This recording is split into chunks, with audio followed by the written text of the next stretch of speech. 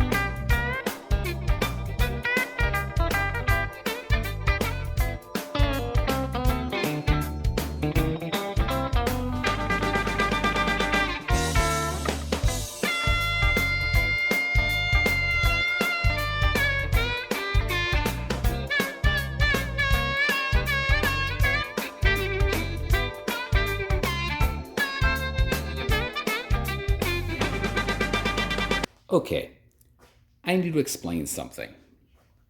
As you can see when I did the cut, I don't know about you, but I would like to think most of us are not perfect when we do things. So when I went to the cut, some of it actually wandered a little bit. I got a bit more gap than I want. I kind of figured this was going to happen. You saw what I did before when I was basically doing some finish grinding on here, fitting it. This is why I only put 2 tacks in here. Because what I'm going to do is that when I break these tacks, I can shift this whole panel over. So I can do the same thing I did here, grind a little bit at a time, grind a little bit so I can get that perfect fit up. It's not really going to matter the fact that I shifted this 1/8 of an inch, okay? Or maybe a 1/16. We'll find out when we're done.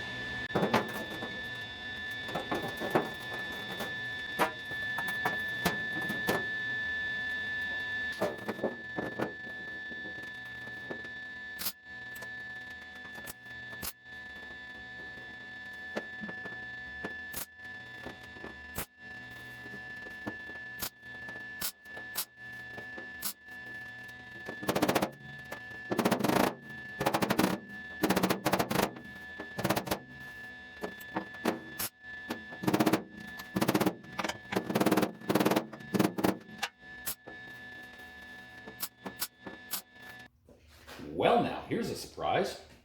Problem is, obviously, we got a tapered gap. Couple ways to fix it. One of them is to put a sliver in here and weld it, but that's going to put a lot more heat and probably more warping in it. My other plan is break these tacks and shift, keep one, shift the whole part up and this to get this to close in here. And then I'll have to retrim this and take the material out of here.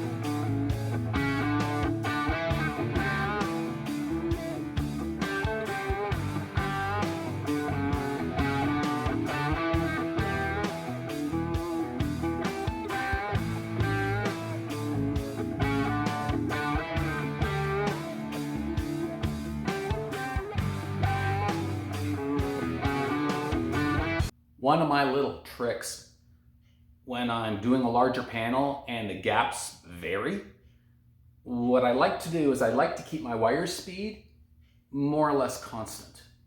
And I'll use 3 settings. For example, if I've got a really nice tight gap, I don't want a lot of wire speed because I don't want to put too much weld on it, but I want good penetration, I'll use the higher heat setting.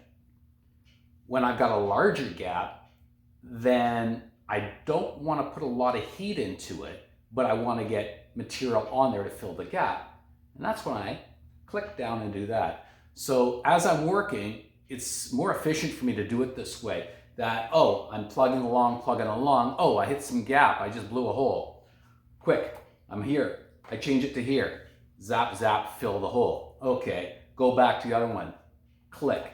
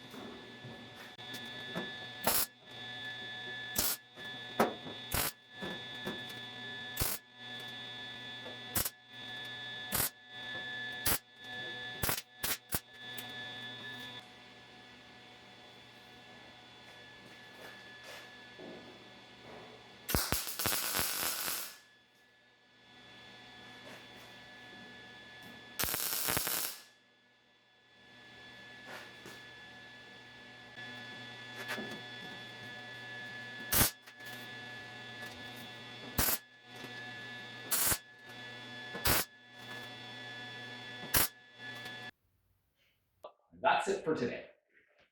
As you can see, we got it together. It's going to need more work. Some reshaping. The panels themselves aren't perfect matches. I was expecting that, but we'll get it straight. Anyways, I want to thank you guys for liking, subscribing, and we will see you on the next one. Bye for now.